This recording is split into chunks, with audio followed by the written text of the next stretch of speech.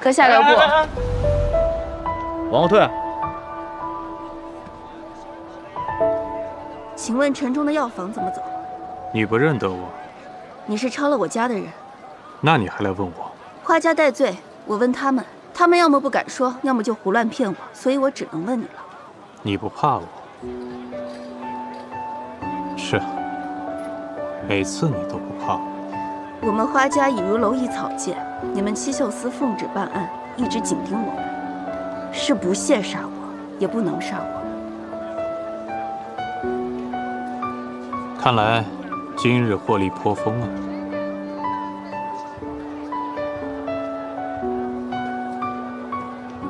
哎，你看啊，那条巷子左拐，看见石狮子就是了。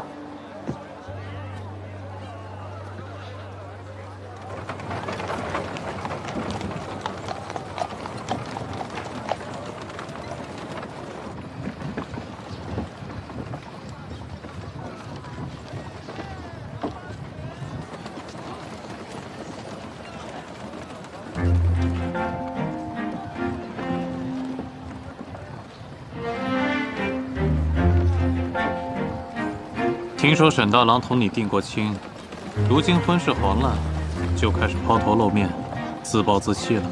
若抛头露面便是自暴自弃，那你整日遮着脸避着人，连天光也不见，那你岂不是天下第一贤淑首领？方才还看到沈大郎来买你的桃符，真是对苦命鸳鸯啊，挺叫人唏嘘的。我与沈家早无瓜葛，沈大郎买了，满城的人也买了，难道都与花家有关系吗？这么着急撇清关系干嘛？想护着他？你恨我吗？于私，你我素不相识。于公，你和我祖父同为朝臣，阁下识君之路，花家承君之怒，只是不知来日这雷霆之怒会不会落在你头上。这桃符什么意思？你不识字啊？只认得一半。什么叫只认得一半？上半句我认得，是宋延卿的佳句。夏松山悉多所思，携家人兮不迟迟。松间明月常如此，君在游兮复何时？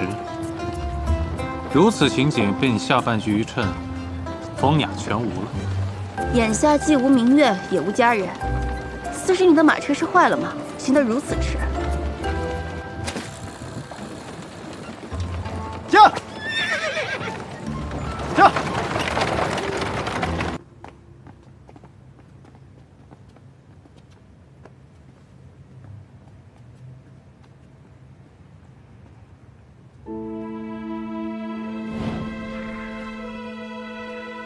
一鞠躬，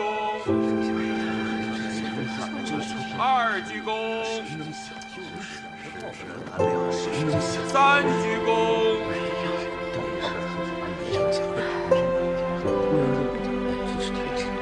家属答谢。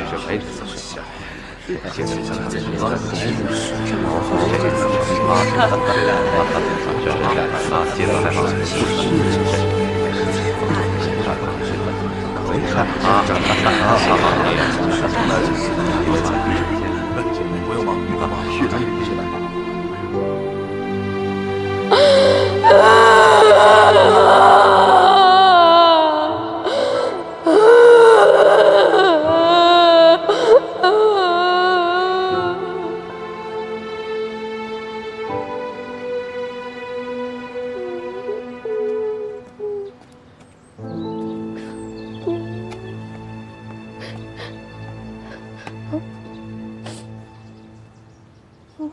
擦擦吧，鼻涕掉衣裳上了。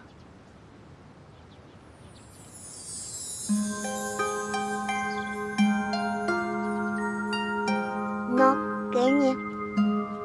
我是跟着花御史来的。我方才在灵堂上看了好久，那些大人都在装哭，只有你真的在掉眼泪。真弄不明白，王妃是这样好一个人，除了你这个小孩，竟然没人愿意为她掉眼泪。真的他？那夜我在院子里迷了路，误闯到这里，王妃非但没有怪罪，还派一位老嬷嬷送我出去。我母亲向来独居，身边并无嬷嬷。你认错了。她是你母亲？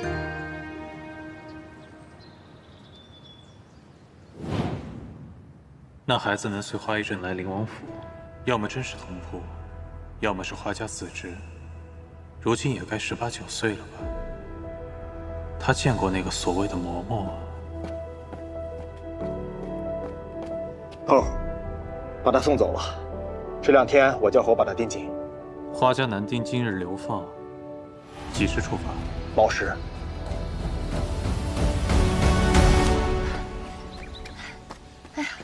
大嫂，我找柏林要了双鞋，得给柏玉带上。这孩子脚嫩，走这么远的路，定然受不了。我谢谢您啊。啊，好，给我放好一点啊。是夫人。待沈郎君的车一到，慧兰、金娥，你俩陪我一同去。是。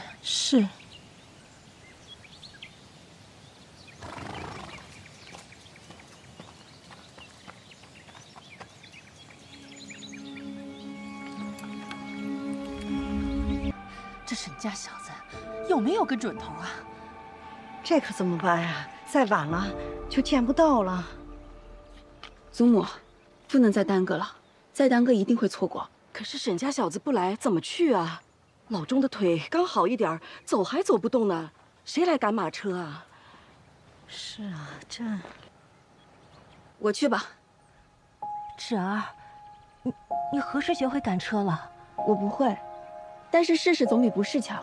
我从前跟着祖父走南闯北，也是坐惯了车的。钟叔每一次驾车，我也都在旁边看着。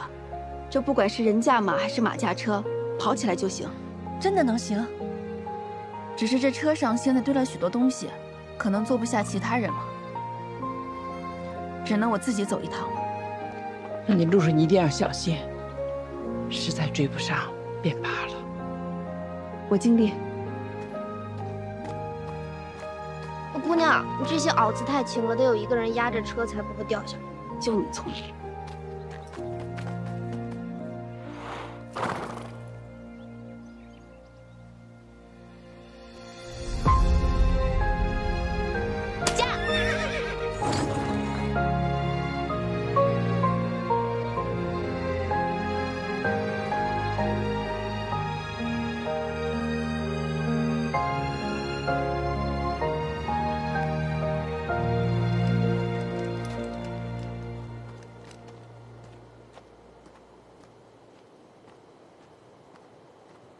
走啊！就算忘穿城门，也没人敢来这儿。等一下，有人来了！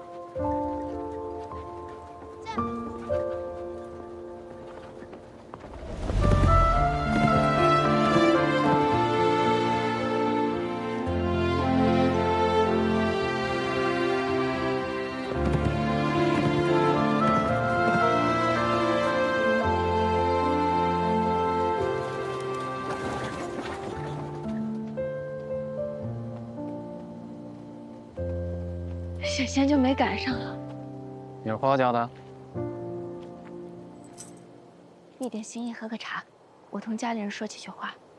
得，今儿我算是看着西喜景了，一个小娘子跑这儿来送人。继续吧。你怎么来了？他们呢？赶车的老周呢？钟叔近日腿脚不太好，这车太颠簸，我就替祖母他们来了。祖父，这北地不比南方，家里准备了些棉衣。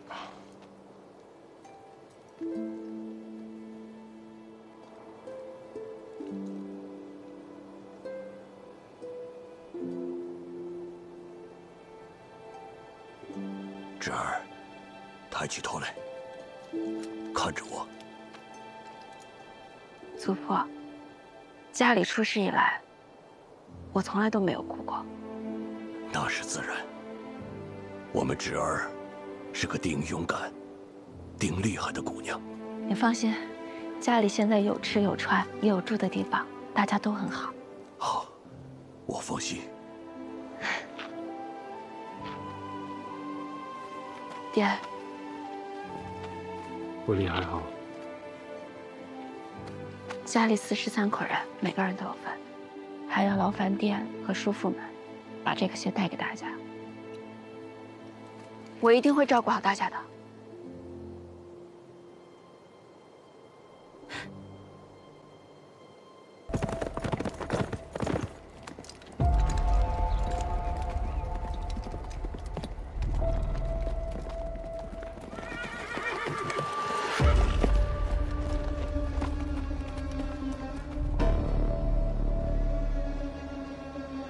这齐秀司的人过来做什么？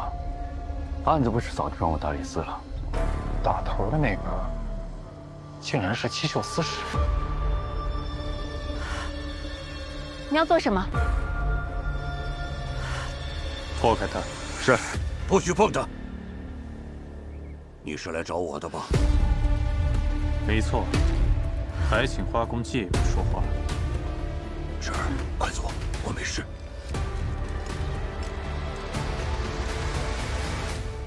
新官上任，这是来寻我错了。自大清开国，今日蜀金坐镇大理寺，多我一个亲王。要不是官家是宠我，还是憎我？走，去看看，他能寻出什么错来。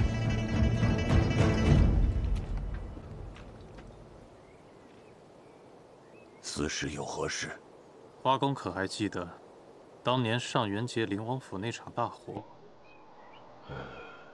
记得又如何呢？花公曾前来辞行，身边跟着个7、8岁的孩子，是晚辈，还是同仆？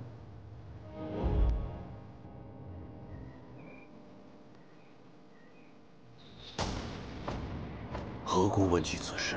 关乎一桩旧案。年月释翻，这些年我到处奔波，换了不少同仆，都散落在四海。真记不得司使说的是哪个。先生可否再仔细想想？若是有意隐瞒，倒叫我有些好奇了。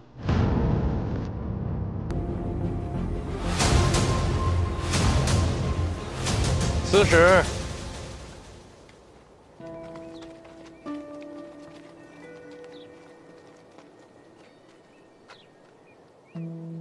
问献王殿下安。这案子接在我手上，今日便来看看。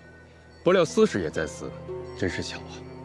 听闻殿下勤勉，果真是事必躬亲。小王心蒙生恩，自要昼前夕替，不敢有负管家。不知这些犯人是如何触犯了司使，先让司使亲治啊。犯人出城，例行搜查而已。陈情，搜。是。司使有所不知，犯人出城之前，殿下已命人细细的查验过了。大理寺嚣张什么？也非给你搜出个错漏来。本王还有事，司使请便吧。这2个虎狼相争，倒拿花家人来回折辱。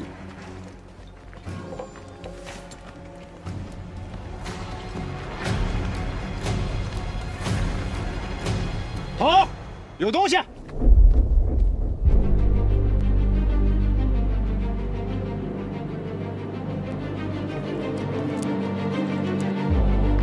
银子。啊！这也有。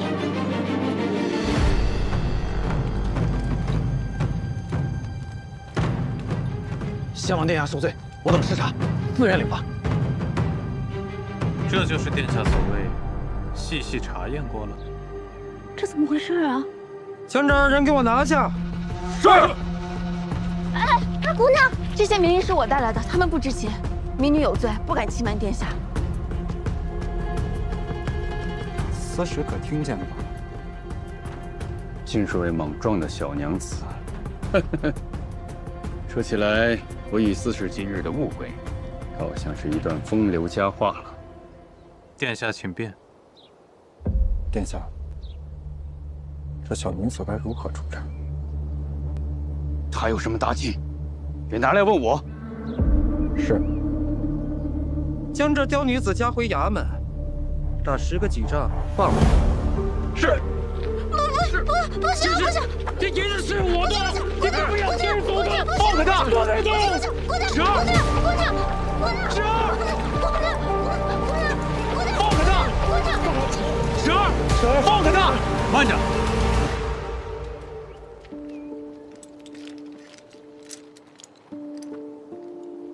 3000里北上是官家定的，可这人是我戚秀司拿的。今日我便把这些性命交托于你，若是路上少了一个，就拿你的命来抵。是。走，快点，快走，快走啊！走，快走，快点。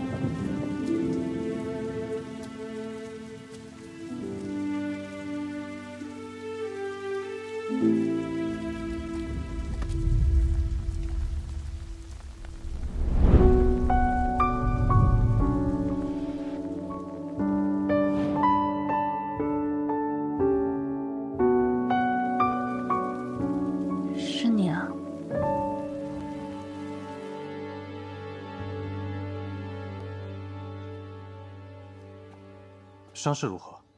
病人是你家娘子？是，先生放手医治便是。这便好说了。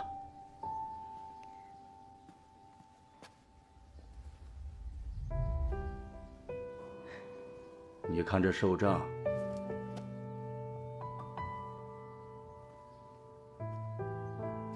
你2人不是夫妻？虽有婚约，尚未过门。年轻人呐，等你们往后有了夫妻之实，就不必这么害羞了。先生说伤情吧。这杖伤虽看着吓人，也着实受罪。不过好起来也快，只是现在需要先清理伤口，再敷伤药。有劳先生了。娘子忍着些啊，这伤口不清洗干净，日后会溃烂的。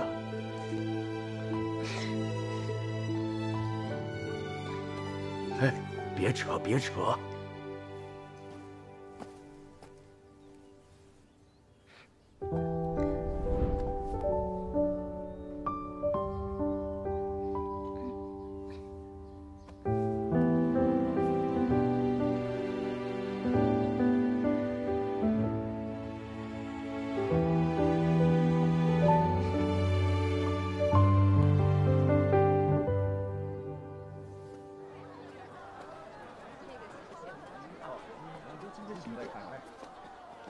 先生留步，多谢。回家后，郎君需好生照顾姑娘。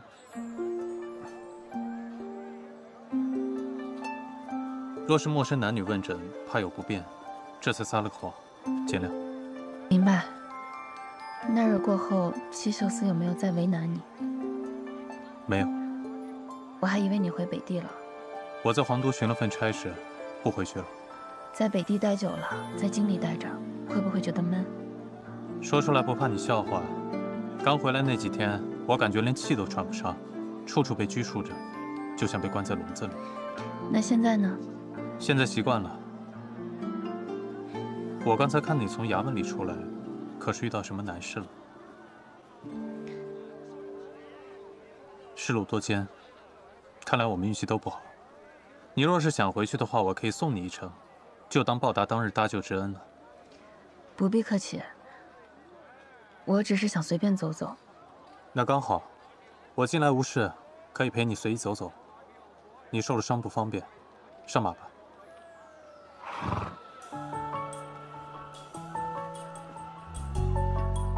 遮一下。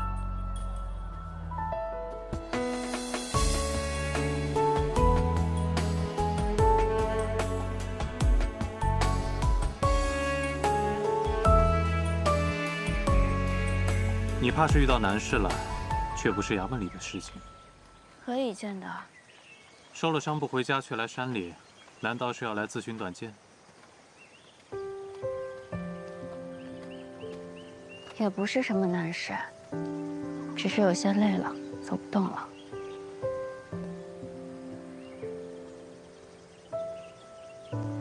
倘若你在一艘船上，这船行在海里，船上的纲手、舟师都离开了，只留下一车哭哭闹闹、吵吵啼啼的渡客，听着不太妙。可不，你知道，倘若你也走了，这船必定会卷进漩涡里。你一时心急管了，这群糊涂客把你害进了衙门，打得皮破肉绽。哪怕你跟他们说我有方法，听我的，他们也不相信。你若生了翅膀，不如振翅飞了。天宽地阔，就不用再操心水里的事了。这倒是个好主意。这船上的人，同你亲近吗？虽说一起在船上生活了好多年，但其实都是各过各的，除了骨肉至亲，来往的也少。和你最亲近的纲手已经走了，之前都是他在这里苦苦经营这艘船。倘若真的弃之不管，心里会愧疚。那倘若你把心一横，劫了这船呢？那可是好大一艘船，好多的人。要是我一个人掌舵，怕是会累死。但我也害怕自己的一片苦心白白浪费。我就不该问你，原本是一个人犯，现在倒好，变成两个人都犯愁了。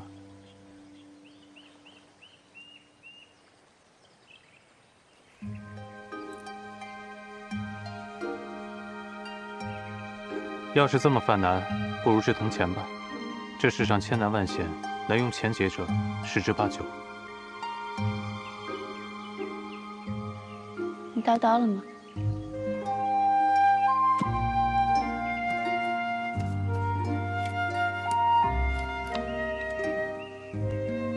我来吧。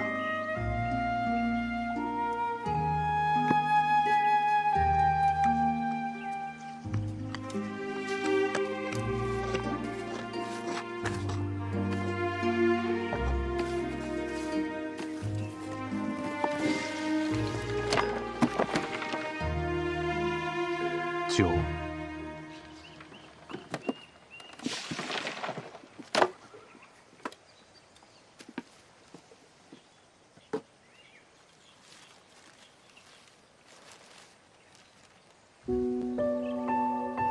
是四叔的字。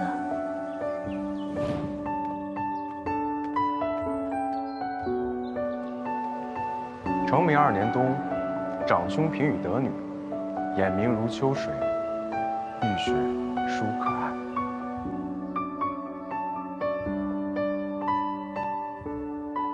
女直方牙牙学语，见人则哭，见鱼则笑。及长，常随于衣，如小犬随人。余闻男人有女，既大酿酒，既露，亦于坡中，不复发矣。侯女将嫁，因觉坡土，取供贺客，男人谓之女儿酒。阿旨上幼，余无以为赠，为积钱买10洞春酒18坛，亦于青崖北坡下。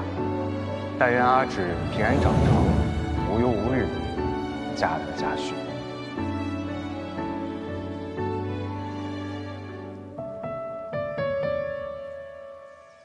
这些酒已经埋了15年了，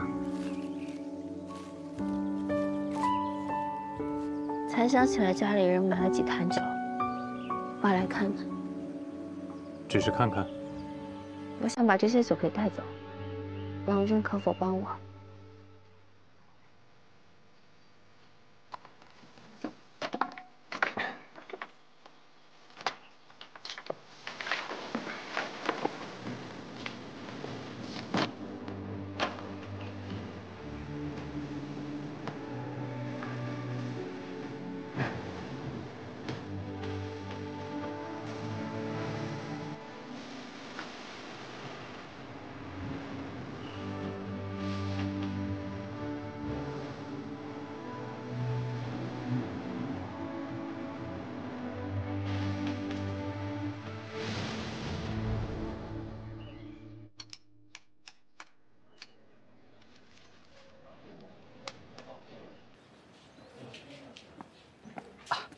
娘子，这些酒拢共能当170贯，这是17张交子，您收好。我单取2贯钱。好。怎么还留了一坛？这坛酒送你了，全当是陪我同游的答谢。谢了。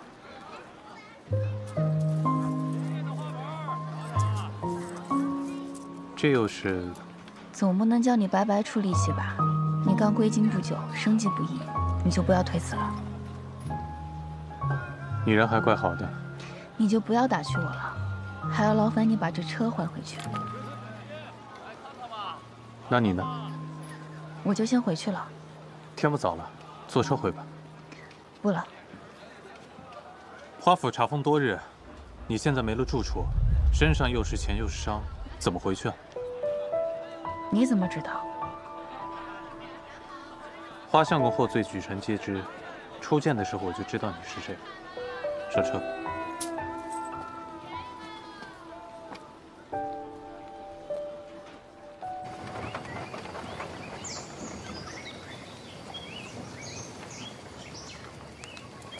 这儿没有人烟，道路颠簸。你要是坐不住的话，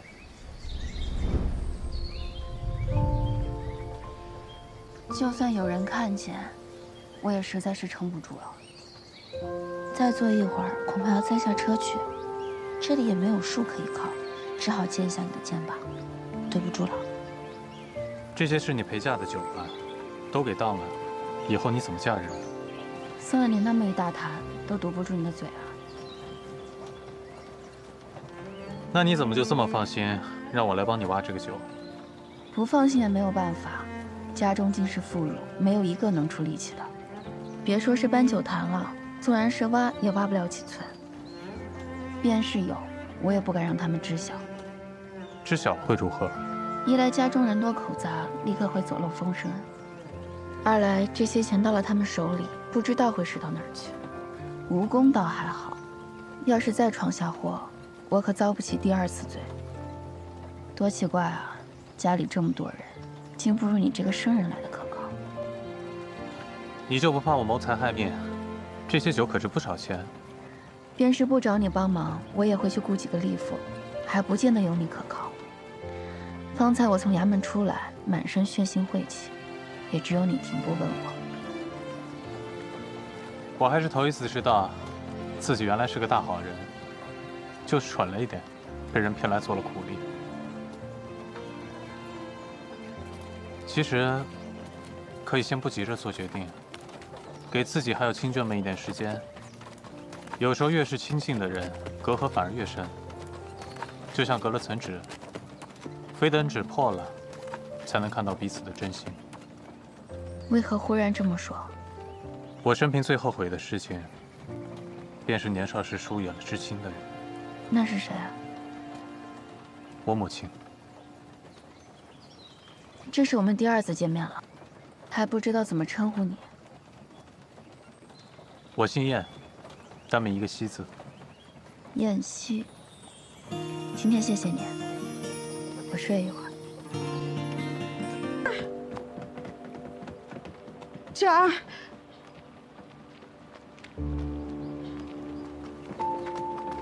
娟儿，娟儿，感谢苍天，你总算是平安回来了。我被衙门打了10几仗，算不得10分平安。啊！他们为什么罚我？母亲能不知道吗？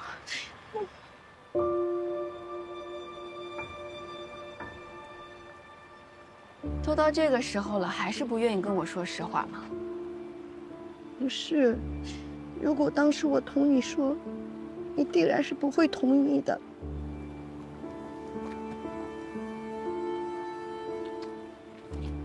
他向来是个没主意的人，儿婶，这都是你的想法吧？大姑娘，又何必这么说呢？若你嫁了人，也会心疼爷们儿的。只是你们全然不知什么叫做流放，什么叫做北定。出了城，过了关，一到昆山尽是土匪，几个大钱就能要1条人命。你们都以为那是保命钱，那是夺命钱。不是已经搜出来了吗？那幸好是被搜出来了，我踢着挨了一顿打。那要是父亲二叔落回了献王手里，他们还能活着回来吗？以后你再也不要把银子给我了，我再也不拿钱了。横竖都是我错了，是我错了，我就不该把钱都给你。纸丫头，你要论道理，去找衙门论，别跟家里人论。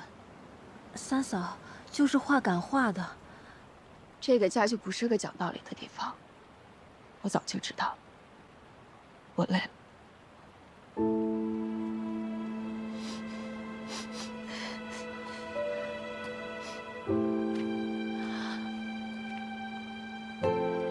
哎，你这丫头伤成这样，你要去哪儿啊？赶紧躺下来养伤啊！你。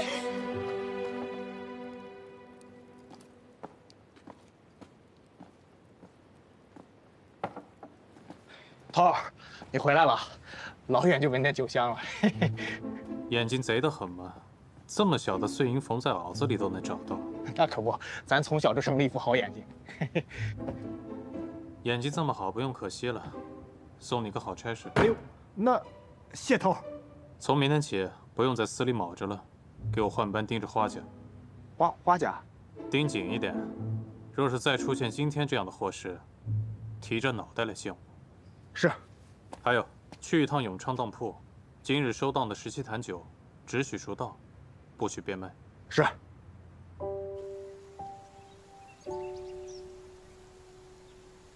四婶，你愿不愿意同我一块儿走，单独过火去？咱们还得带上抱下塔嘛，免得被三夫人发卖了。怎么突然说这些啊？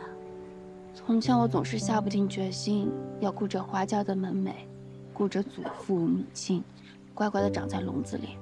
如今什么都没了，但只要我还是花家的孙女、女儿，他们就当我是不顶事不吭声的小丫头，连薄邻薄里的话都比我要谨些。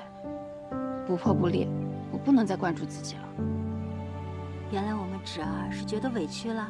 不是这样的，四婶，这人本来就是要自个儿长大，自个儿寻路，自个儿生老病死的。这旁人能同路的就同路，不能同路的就散了，何必非要拉拉扯扯的呢？你从来都比我想得多，想得明白，你说的都对。可方才三夫人有一句话，家里不是论理的地方。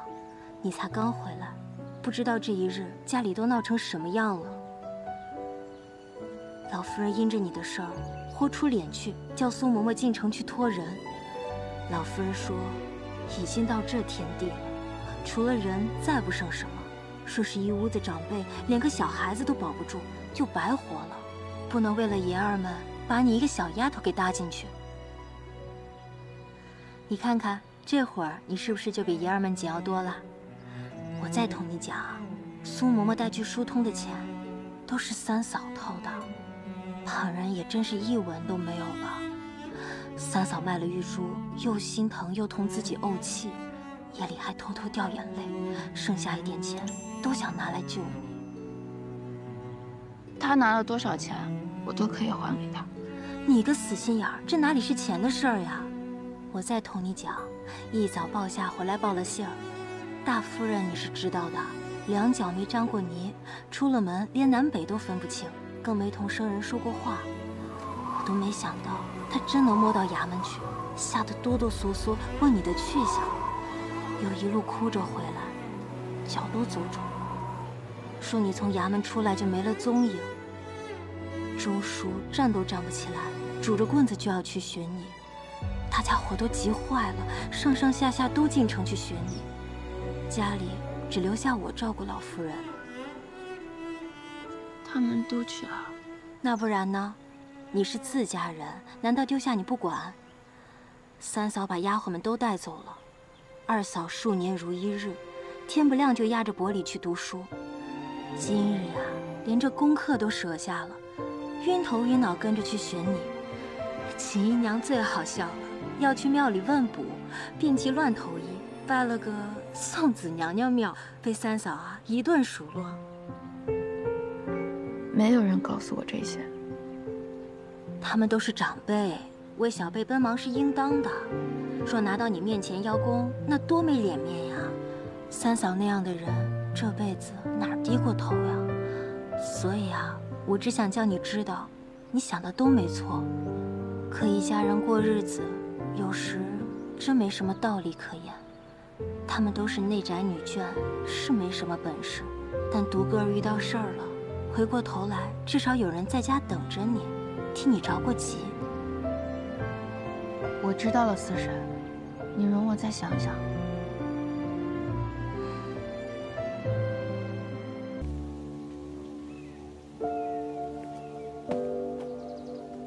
花老夫人求见。好的，请稍等。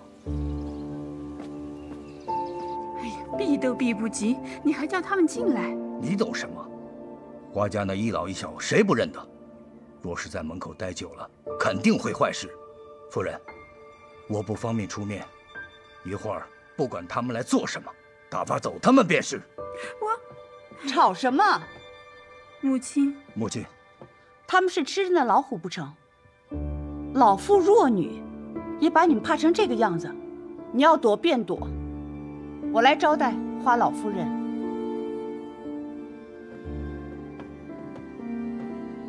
夫人，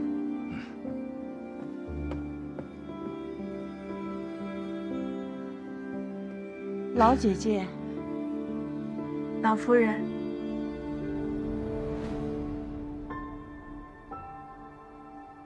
老夫人，这便是你家大姑娘吧？正是。夫人万福。老姐姐，大郎还未放衙，只能由我婆媳2个招待亲家，怠慢了。沈大郎步步高升，官家倚重，自然无暇招待闲客。这样也好，没了男人，咱们娘儿几个正好说说体己话。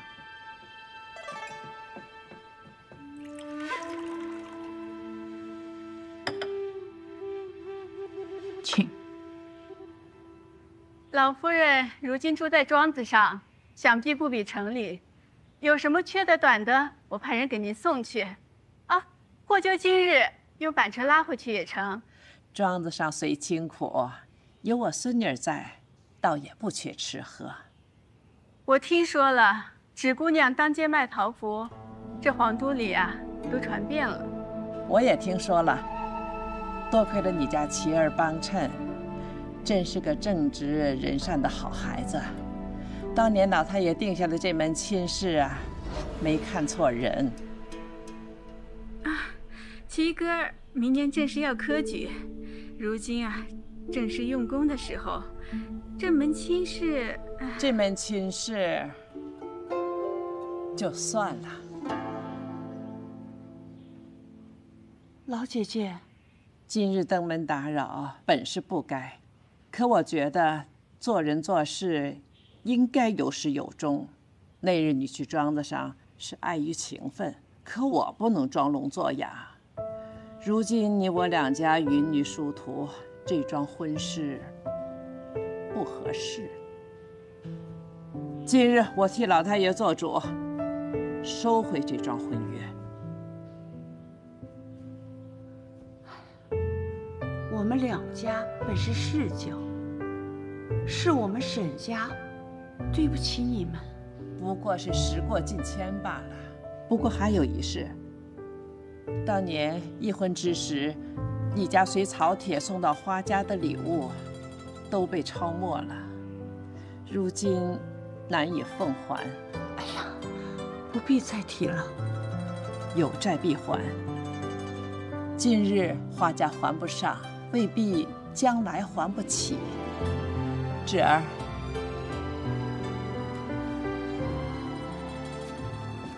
，2位长辈看看，可还少了些什么？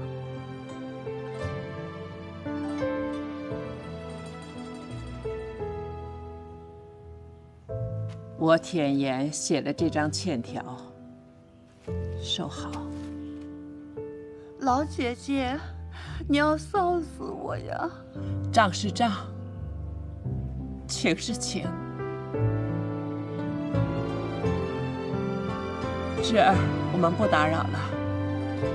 你多保重，千万留步。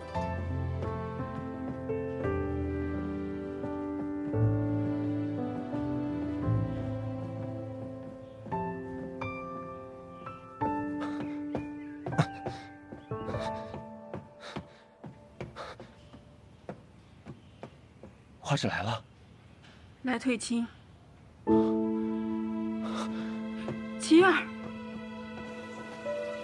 花芷，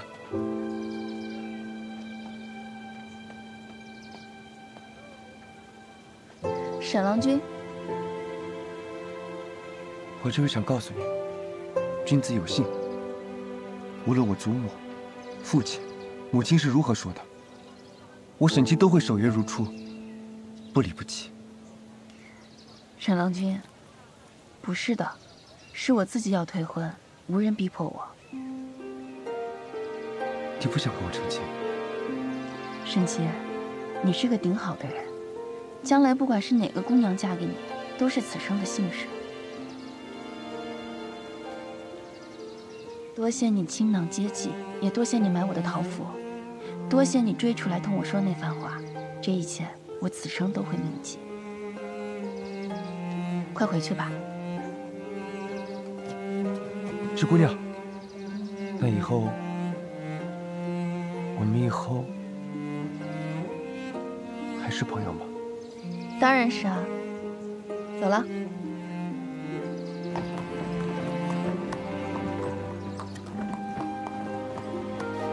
我来吧，我行。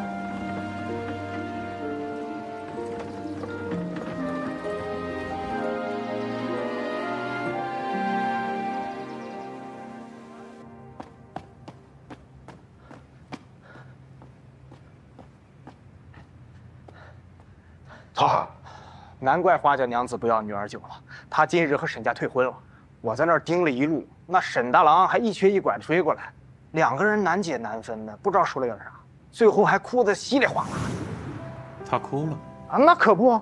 那你说一个大男人为个小娘子哭，还真是。啊，那个头，那些酒既然您吩咐了，我觉得事关重大，我觉得放在铺子里不妥当，就让他们都叫回来。嘿嘿。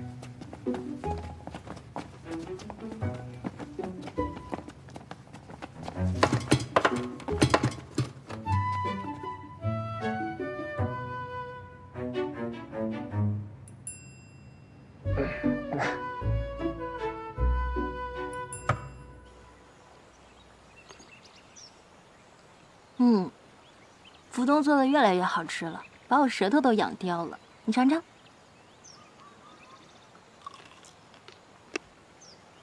好吃。芷儿，你今日真吓了我一跳，究竟是怎么回事？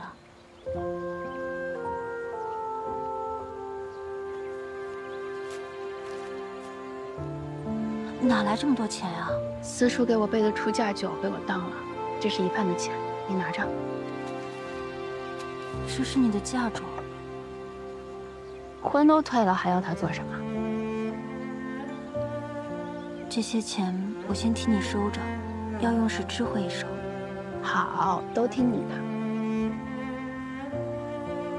芷儿，值得吗？为了这一家子。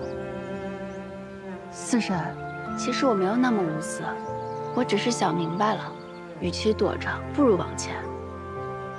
我要保护我想保护的人，做我想做的事情，不只是为了你们，也不是为了祖父，更是为了我自己。我只有走出去了这一步，才能越走越广阔，越走越痛快。也许有一天，我就能获得真正的自由，不用依靠祖父，我也能游遍山水，游历寰宇。那到时候你要写信给我，告诉我山海都是什么样的。好啊。莫说那些远的，就说你如今的差事，这些酒钱，顶不到半年就耗光了，生计究竟在哪里？就在这儿。不行不行，怎么不行了？四婶说好吃，柏林玻璃也说好吃。我是自己瞎琢磨的，都是上不了席面的手艺。这眼下也没有席面要做啊，等以后有大席面了，你再犯愁。姑娘既说了，那我便试试。若是不行的话，不行的话也没关系，我多的是办法呢。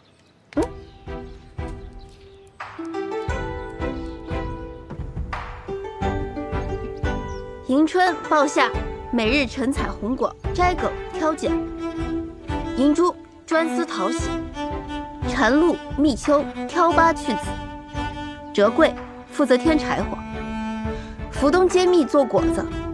做完才能各自去休息。这天气还凉着呢，用冷水淘洗野果，这种活你怎么不让你房里的丫鬟干？好，迎春、抱夏，那你们两个专司讨喜，你负责采红果。自今日起，做得好的月前翻番，若有错漏，月前折半。都去忙吧。是。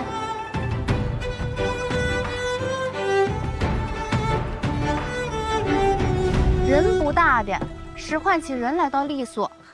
由他使唤吧，就当是小孩玩过家家。我也落几日清闲，待他碰了鼻子，就知道管家的困难了。这么多现钱，也不知他从哪儿来的。回头让宝珠问问，那这个钱要是来路不正的话，惹出很多麻烦的。哎呀，我呢就是有这操不完的心呢。走吧，咱们回去再睡会儿回笼觉再说。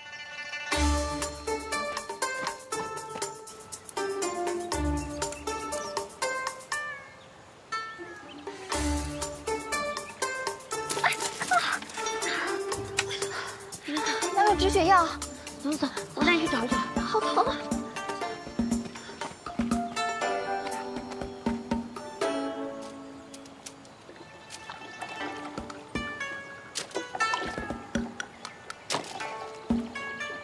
哎呀，这么多红果，都洗完我手都要冻掉了。这方法好。哎，停！抱夏，你这么洗不全坏了吗？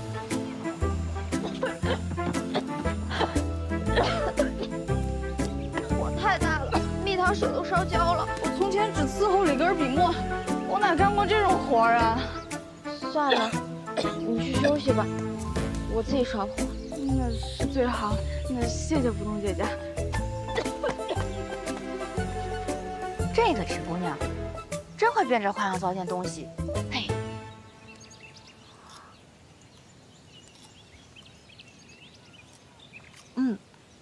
味道同从前一样好呢。好什么呀，酸死了！不对，是太甜了，这样吃多了会腻的。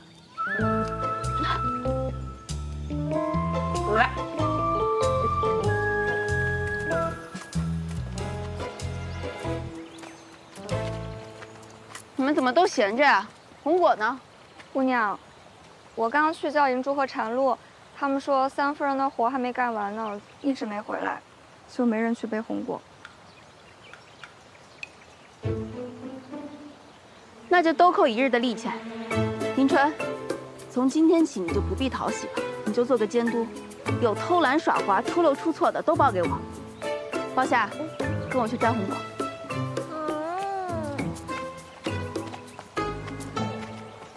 头儿，花家旁支这几日都陆续押送出城了。照您所说，要找的人应当17、18岁。我把队伍里年轻的都审了一遍，没有一个人小时候去过灵王府。那书童既不在流放之列，便是家仆之类的。如今花家仆从散尽，想要找到他的下落，恐怕如大海捞针。花指回去也有2日了，不知道伤养好了没有？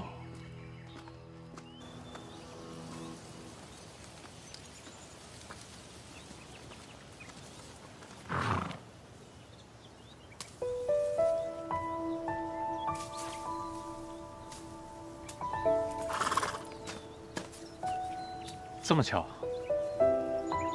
你怎么在这儿？哎，我认得你，你是那个当兵的。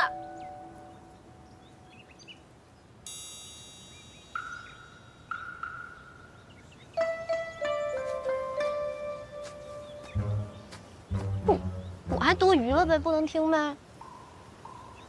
那日回去路上，你一直心神不宁的，后来有什么麻烦事吗？那时候没有，眼下倒是一堆。是吗？那有没有我能帮得上忙的？有啊，我还有这么多红果要摘呢。看来最终还是没能下船。想通了？下船了？借你吉言，我现在是个临时的纲手，掌风使舵，眼下只是琐碎，未来还要往险中行呢。不是当兵的呀，到底是卖船的还是卖床的呀？哎呦，姑娘，你们在这摘果子啊？林婆婆。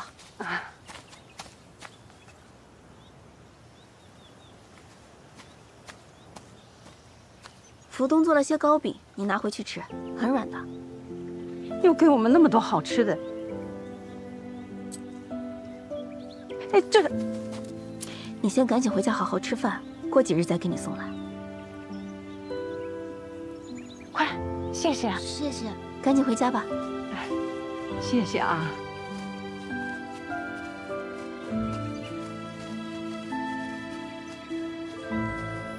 你认识他们？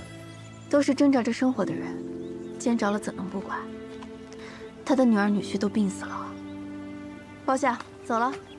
嗯。怎么让2个姑娘出来干活呀？你们家男仆人呢？都跑了。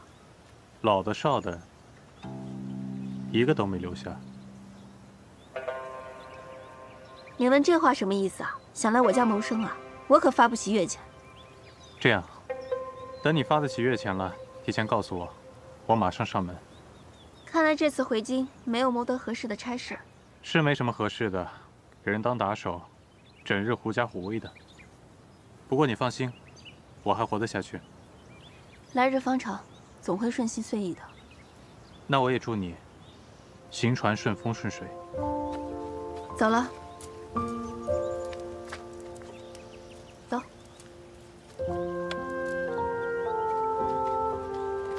姑娘，我看他脸上那个疤，就不像个胡人。我不觉得。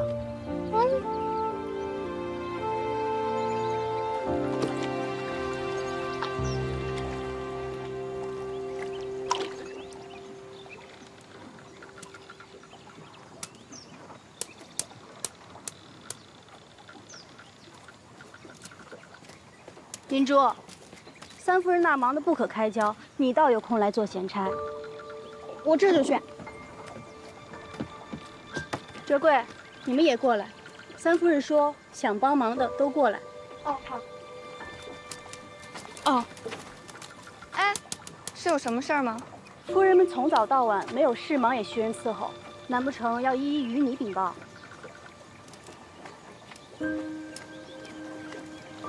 婵露，你的月钱可是大姑娘发的。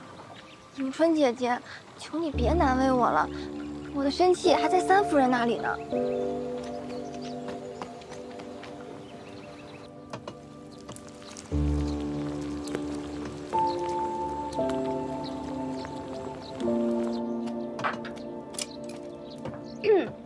浦东，三夫人说老夫人午饭想吃精米粥，叫你赶紧做。好，我先来做。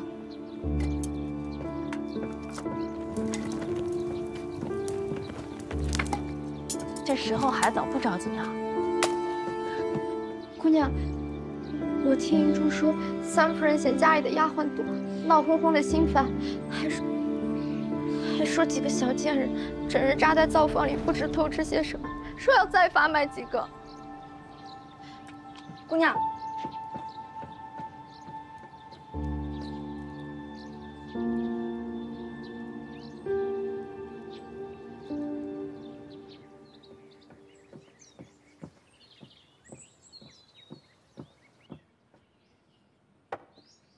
真是稀奇，当家的娘子亲来送饭。我又有事情要求祖母，自然得殷勤些。我料到了，说。祖母，先尝尝这腌菜。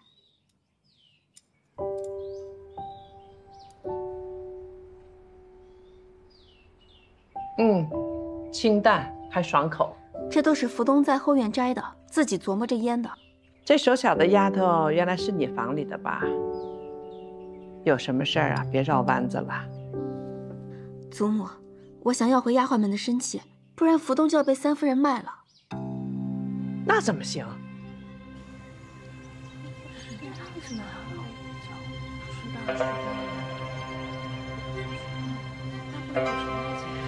纸丫头，你把我们大家都叫来，到底有什么事儿啊？李哥的诗书还没背完呢。等三夫人来了，大家就知道了。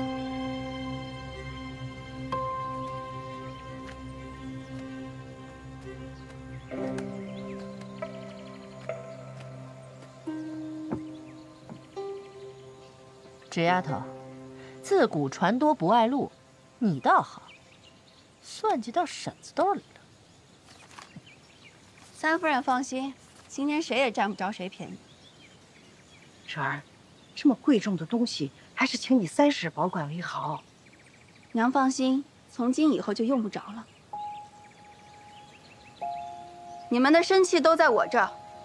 自府里被抄以来，奴婢、姨娘咱们互相扶持，彼此都是见证。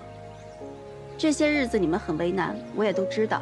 但如今既然是我掌家，我也就不会再装聋作哑。无论是老夫人、三夫人，还是我，管得住你们的手脚，也管不住你们的心眼。倘若你们打从心底厌烦这里，不想干活，我留下你们也没有用。求大姑娘开恩，别卖我，我再也不敢怠惰了。大姑娘，别卖我们，我们以后一定好好干活。我什么时候说要发卖你们？我今天拿这些契子，就是要给你们自由。真的呀？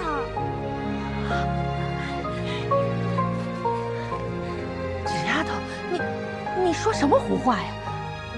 这天底下只有天生的男女，没有天生的奴婢。时乖命喘，沦落至此。若能得到自由身，谁愿意为奴为婢呢？我说到做到。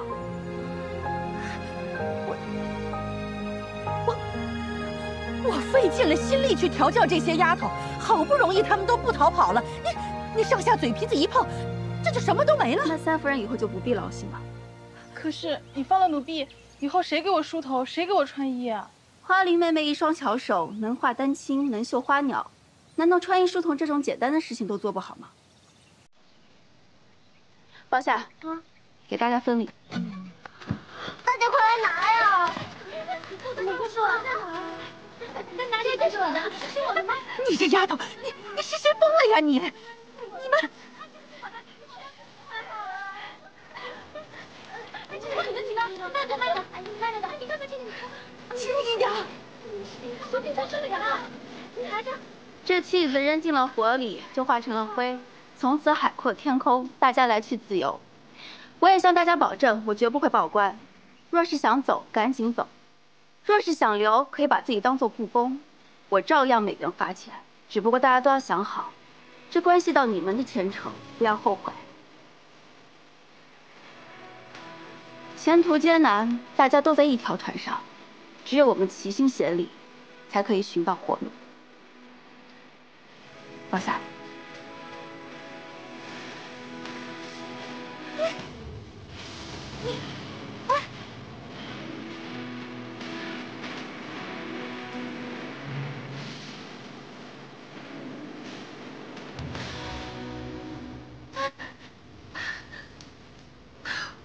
我这一把年纪啊，今天看见了这个稀奇的事儿，志哥好样的！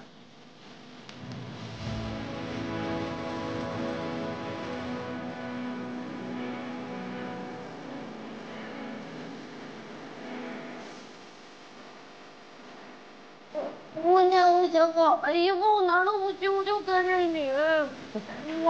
我也不走了，还在厨房做事，行不行？好。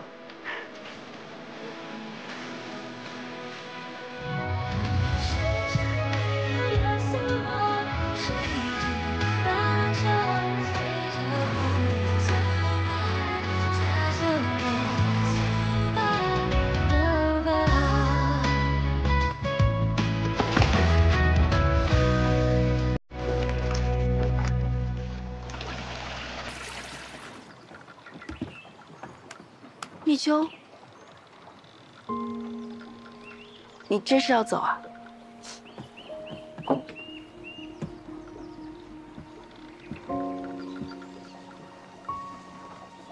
小姐对密秋的恩情，密秋都记在心里。可是我，快起来！你这离了庄子可有地方去？我哥哥在永州有几分田地，我母亲也在那里。好，你去找迎春支上一份钱，路上小心些。姑娘，姑娘，走走吧，你哭给谁看呢？真是。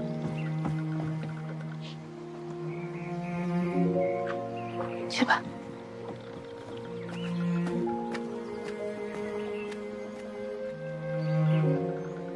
给。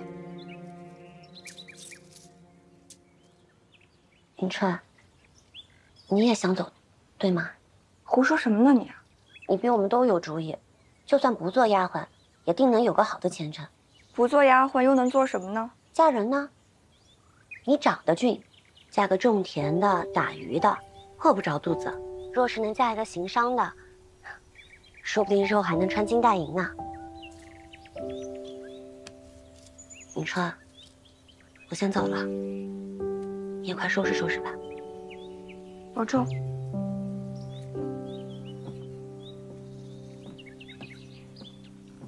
好前程，便是嫁个好人吗？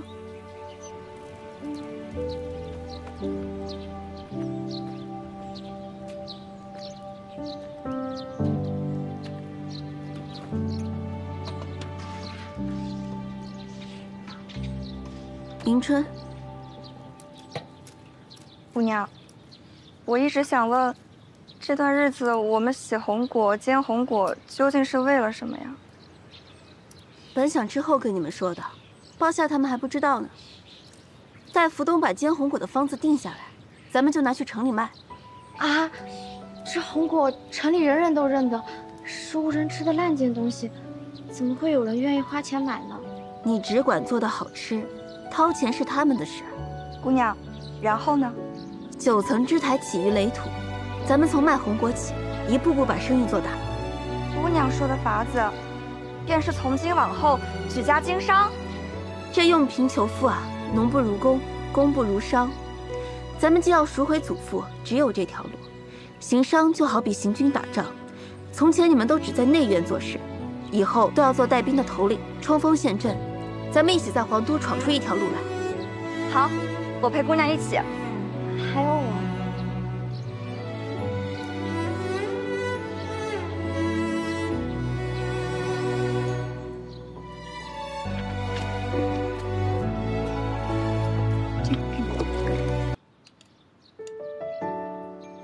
从前跟着祖父出行，路过九夷之南，见人断发纹身，围坐饮食，他们也没有筷子啊，借用这竹签穿起，在火上烤熟，很是方便。那咱们庄子什么都缺，就是不缺这竹子。这个办法好。这个好看，像大珊瑚串似的。福豆，你给它起个名字。我来起。这是你做的吃食，自然是你起。四夫人说像珊瑚串，但我也没见过。我小时候总爱玩担子，就是这样红红圆圆的。不如就叫它蜜袋吧。好，那明天先做个30-50串，拿到城里去叫卖试试。我们去卖啊？姑娘，这沿街叫卖挺丢人的，你还是口月去。那迎春、福东，你们去。姑娘，您吩咐我的事儿，再脏再累，我绝没一个不字。可这沿街叫卖，实在是……原来你们都觉得为难啊。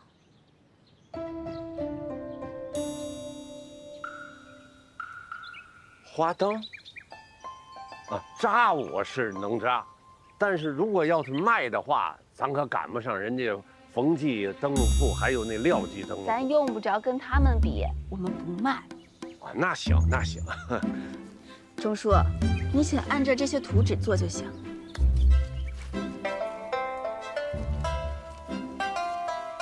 这是花灯，但是这不是年不是节的，你做这个干嘛呀？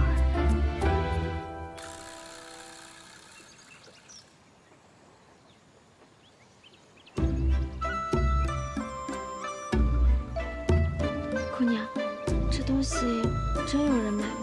那还用说，我已经开始盘算这一串能卖几文钱了。福东做这一锅可不容易呢。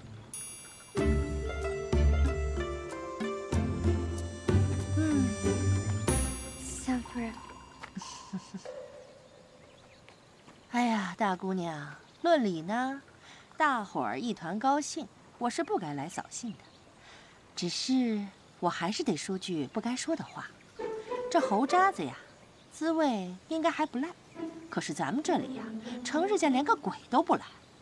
纵然能做出花来，能卖给谁去？大姑娘是有铺子开门迎客呢，还是有门路寄卖呀？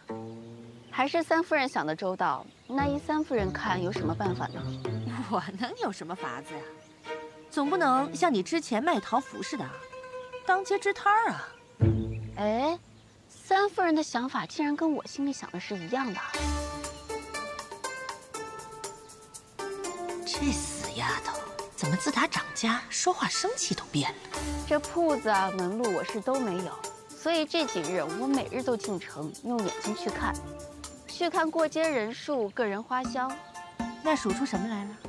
明天是咱们开张的第1天，咱们要赶在放学时候堵在学堂门口。咱们花家带醉，不宜太过招摇，所以呢，咱们就以这个花朵为招子，2两作伴，谁愿意去啊？啊？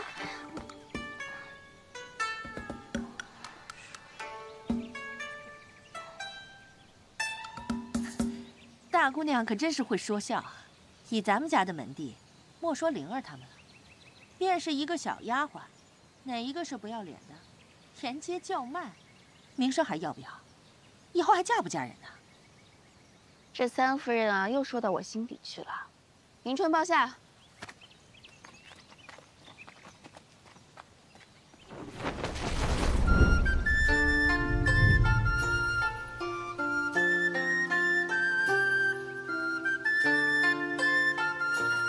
咱们把灯笼戴在头上，遮蔽面目，算不得十分招摇。卖红果的是礼花猫、巴尔狗，谁知道是咱家女眷？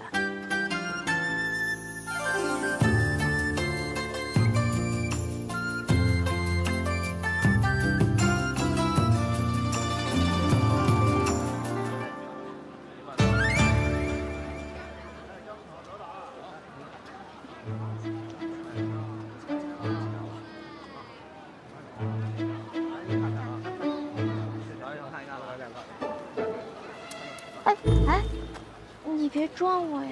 我没一慌。你说咱们这方法能行吗？走啊，快点！我也不知道呀。哎，来了！我快去！你去，你快去！我不去！哎呀，你！你干嘛呀？小猫！小丽雨！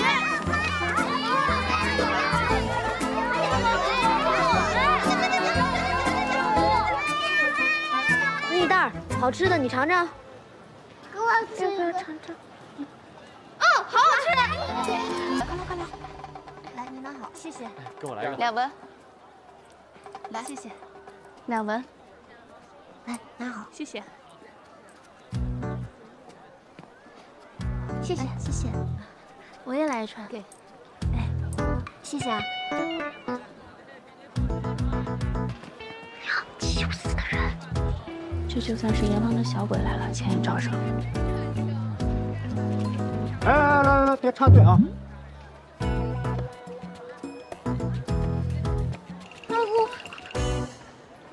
哪人是七秀司察子？之前与你有过过节啊，难怪看起来这么眼熟。过日，看来刚才那眼神，恐怕是认出你了。幸好没有为难你。多亏你。你怎么来了？我听说杨柳街有新果子卖，招子上还画了一朵花。那要糊口，总得冒冒险。可做生意总是这样藏藏掖掖不是办法。那要看宫里那位给不给机会了。我倒想问他个明白。不说这个，你尝尝，这说不定是你那日摘的呢。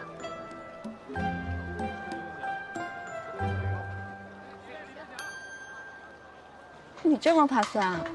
之前我没吃过。那你等3日再来，等我们做了新的甜果子，你再来吃。弟弟，我想吃这个。老板，果子多少钱啊？1文1个。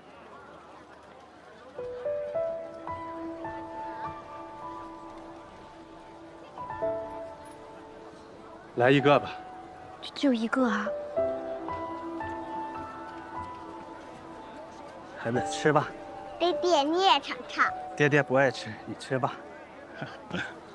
郎君留步。1文2个，这是补的。谢谢老板，谢谢老板。哎呀，到我们了。真好吃。谢谢。谢谢啊。哎，你说这民间的寻常父子是什么样的？大概也是像现在这样，一面吃饭，然后听一些说教的话。哎，我也真是老糊涂了。民间的情形，你又如何知道？身在皇家，哪有寻常百姓那种柴米油盐的福气呀？你能常常进宫，陪伯父吃个饭就足够了。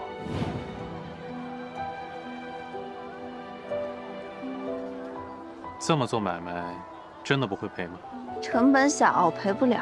那过2日有了新的甜果子，劳烦帮我留1份吧，就用你们印了花的纸包起来。好啊，是要给家里人吃吗？给我伯父尝尝。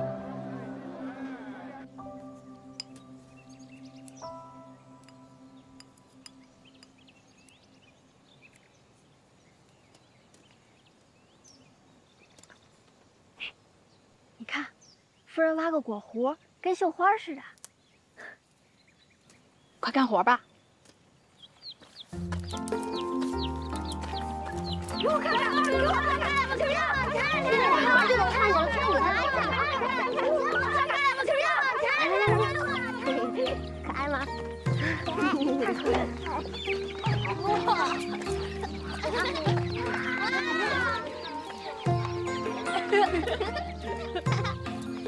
！3、4、5，这是哪来这些鸡呀呀的？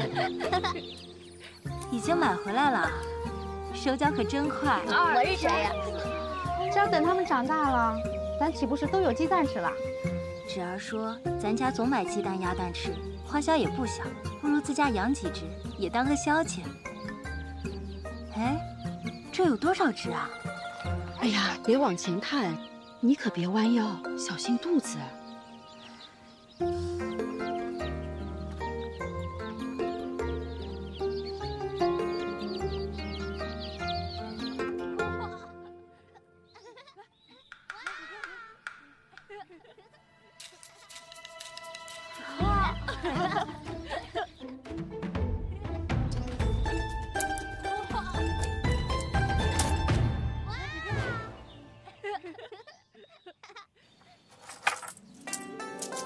宝珠，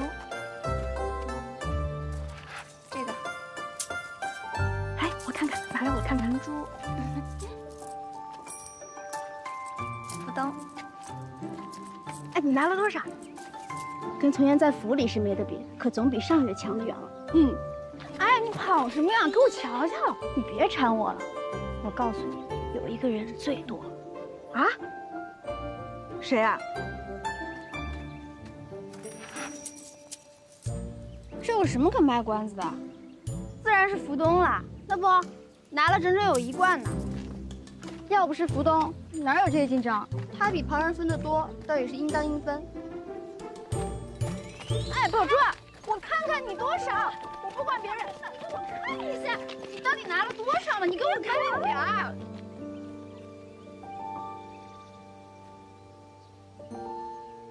好个直丫头，猪油蒙了心的小蹄子，径直打发老娘半官钱。哎呀，真是下心了。哎呀，走走走走走。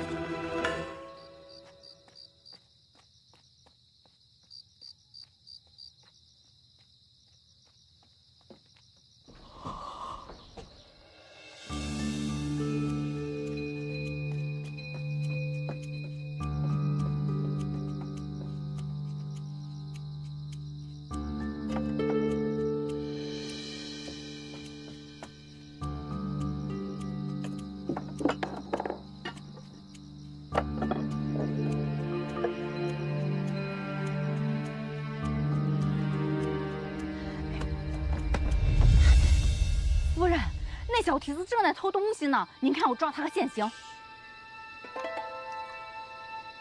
先别声张，我自有计较。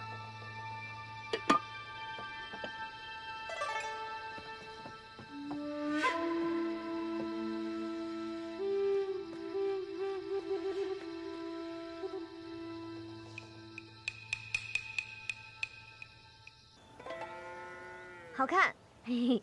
赶紧摘吧，摘完草想回家。啊，回家还有好吃的呢。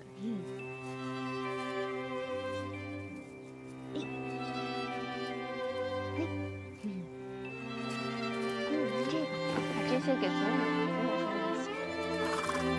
你看这个长得真好。花者。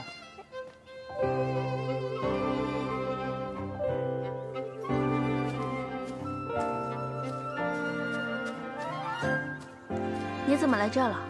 有事，刚好路过。你们摘什么呢？哦，前几日铺子的点心卖得好，府东心里有了底气，就跟我说啊，摘这种青叶子来给面团染色，吃起来满口清香。我今日就偷个懒，不出摊。那回头我可得尝尝了。哎，你前几日说要带着一些点心给你伯父，府东做了一种蜜糕，又香又软，我祖母和苏嬷嬷都爱吃。你明日来杨柳巷，拿些给他尝尝。却之不恭，需要帮忙吗？不用，你养家糊口的人哪需要你帮忙啊？明日见。明日见。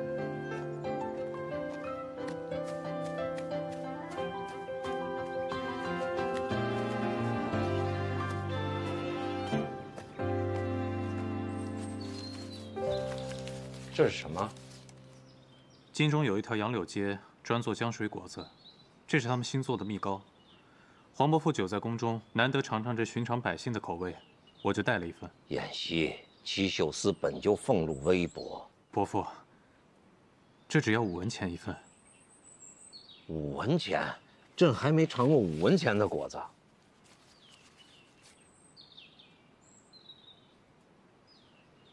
好吃，很黏，你也吃一块，来。陛下，奴婢也想讨一块尝。哎呀，这妍希给我买的，跟你有什么关系？去。哎。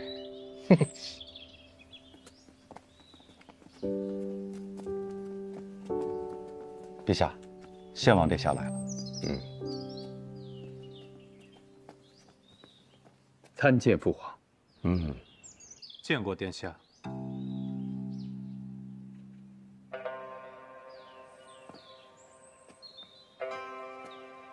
听闻父皇近来胃口不佳，这瑞鹤楼的果子冠绝皇都，儿呢特意命他们的大厨给做了开胃的果子，还是热的，给父皇尝尝。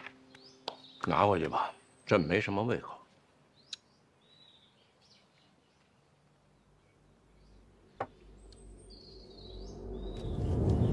世子，这果子是花家人做的吧？殿下可真是目光如炬。前几日才听闻，那一门罪妇不知悔改，竟做起了小商贩。这样的东西怎么也敢带进皇都啊？管他什么花家还是草家，几个寻常妇孺做些寻常点心而已，有何不可？我觉得妍希说的对，他们既然舍了颜面，做起商贩，那就自甘堕为草民了。燕公，你就是心思太窄，才会在意。父皇教训的是。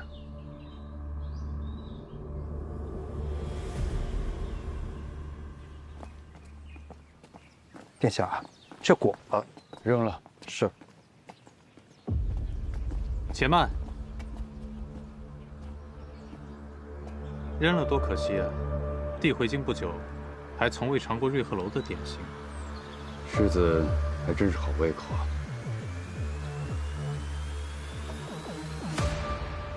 多谢兄长。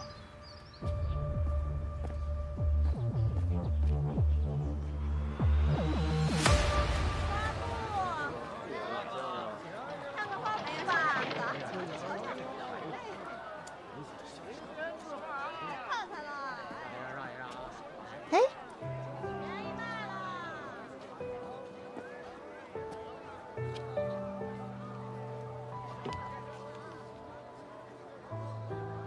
你怎么也不出声啊？怕打扰你看书啊？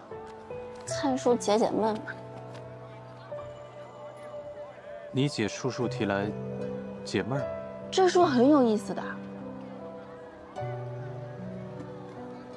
看看这个，瑞鹤楼的点心，这东西很贵的，你买的？别人送的。你拿回去研究一下，知己知彼，取长补短吧。胡东一直想见识一下瑞鹤楼的点心，但是舍不得买，好像这一份饭馆的。这个恐怕不值得。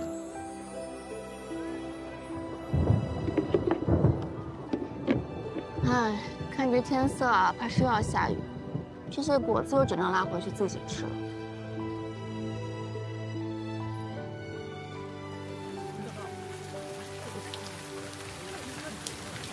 放下，赶紧把这个收起来。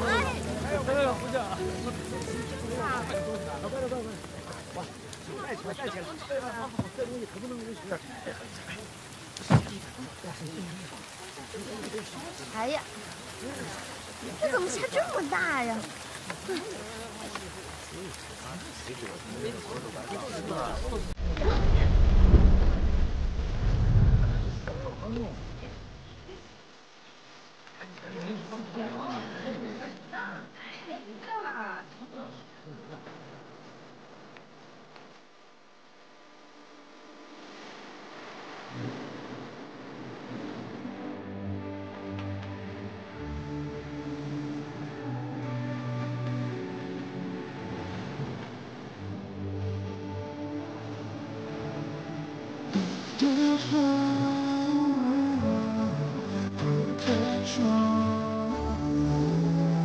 ？Protection.